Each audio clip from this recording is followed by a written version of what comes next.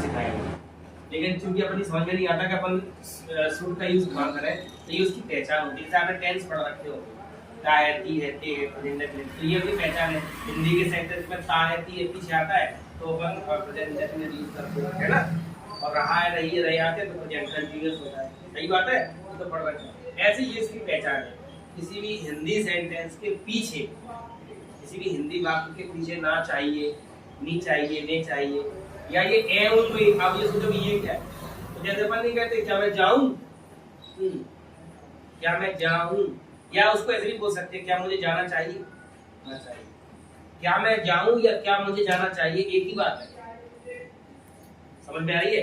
जैसे क्या सर मैं जाऊं, सर मुझे जाना चाहिए, मैं चला जाऊं, मतलब ये है। तो ये भी आ सकता है पहचान में, और ये भी आ सकता है। इसकी पहचान में अपन सेंटेंस पढ़ेंगे तो समझ में आ जाएगा। अब इसका स्ट्रक्चर बता देते हैं। स्ट्रक्चर में कुछ नहीं है। जैसे सबसे पहले सब्जेक्ट आ जाएगा, फिर आ जाएगा शुड, फिर आ जाएगी वर्ब का फर्स्ट फॉर्म, और उसके बाद जो भी ऑब्जेक्ट या अदर वर्ड्स आते होंगे वो आ जाएंगे। ठीक है, ये इसका स्ट्रक्चर हो गया।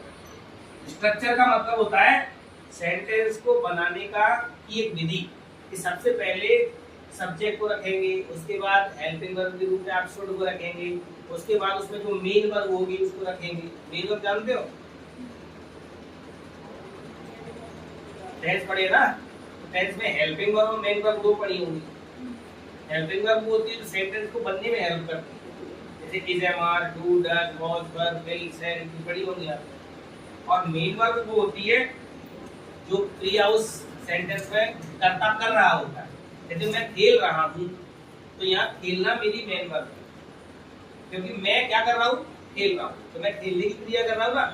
या वह पढ़ रही है तो वो पढ़ने की क्रिया कर रही है, वो होती है मेन वर्ब।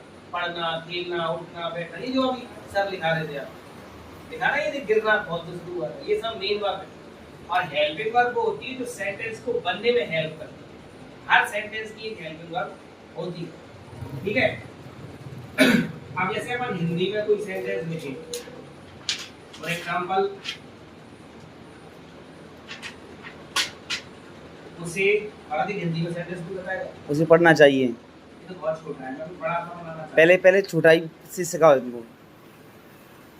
तो आते होंगे जो लोग 10 सीख जाते हैं। 10 पढ़ लिया आपने? ये भैया 10 पढ़ लिए क्या? हैं? 10 कंप्लीट हो गए जाते? अभी नहीं हुए। 10 भी पढ़ा आपने? 10 भी पढ़ा तो फिर आपको थोड़ा दिक्कत आएगी। 10 आप पढ़ लेंगे ना, तो आप बड़े-बड़े सेंटेंस बनाना सीख जाएंगे। तो ये छोटे से उसे जाना चाहिए, उसे पढ़ना चाहिए, ये बहुत छोटी सेंटेंस है। चलिए